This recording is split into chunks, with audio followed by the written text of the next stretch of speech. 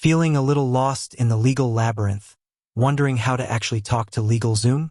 You're not alone. We all know LegalZoom as that incredibly convenient online platform for all sorts of legal needs. Setting up an LLC, crafting a will, getting a trademark. But when you hit a snag, or you have a specific question that isn't answered in their FAQs, it can feel like you're trying to find a needle in a digital haystack just to send them an email.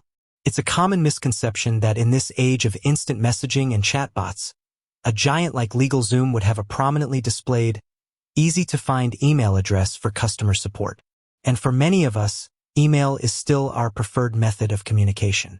It allows us to articulate our thoughts clearly, attach relevant documents, and have a written record of the conversation. So, if you've been fruitlessly searching their website for that magic contact us email link, or if you've been bouncing between different pages hoping to stumble upon it, you're experiencing a perfectly normal frustration. The truth is, LegalZoom, like many large-scale online service providers, has optimized their customer service strategy for efficiency and to address the most common inquiries quickly. And that often means directing users towards self-service options, their extensive knowledge base, and their phone support. So, while you might be looking for that straightforward email us button, it's not quite as simple as that. But don't worry, we're going to break down exactly how you can effectively communicate with LegalZoom, even if it's not always through a direct email address you can just plug into your Gmail. First, let's understand LegalZoom's approach to customer service.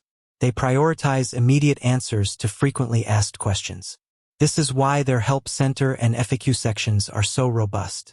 Before you even think about trying to email them, it's highly recommended to exhaust these resources. You'd be surprised how often your specific question, or a very similar one, has already been answered there. Use the search bar effectively. Try different keywords related to your query.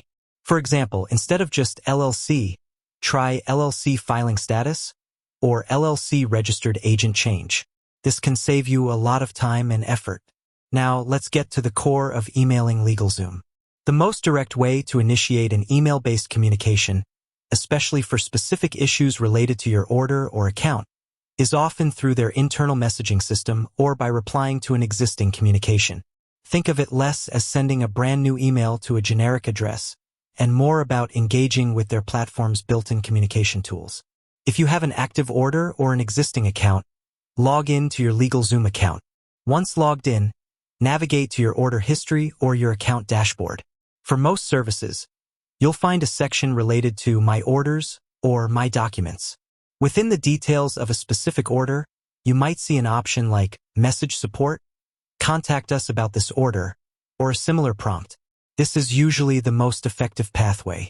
When you use this internal system, your message is automatically linked to your account and the specific service you're inquiring about. This provides LegalZoom's support team with immediate context, allowing them to assist you more efficiently. It's essentially an email system within their platform, ensuring your message reaches the right department with all necessary background information. Another scenario where email becomes a viable option is when you receive an email from LegalZoom directly. This could be an order confirmation, a request for more information, or an update on your service. Often, these emails are sent from an address that you can reply to. However, be cautious. Some automated emails are sent from no-reply addresses. Always check the sender's email address. If it's a legitimate, non-automated address, replying to that email can be a direct way to get your message to the relevant team. In your reply, ensure you reference your order number or account details clearly in the subject line or the body of the email to help them quickly identify your case. What if your issue isn't related to a specific order, or you can't find a message support option within your account? This is where it gets a little trickier, but not impossible. LegalZoom does have specific email addresses for certain departments or types of inquiries, though these are not always widely publicized on their main Contact Us page. For instance, sometimes you can find a dedicated email for media inquiries, partnership opportunities, or very specific legal questions that might require a specialist. These are usually found buried within specific sections of their website, like their About Us page, or in their terms of service.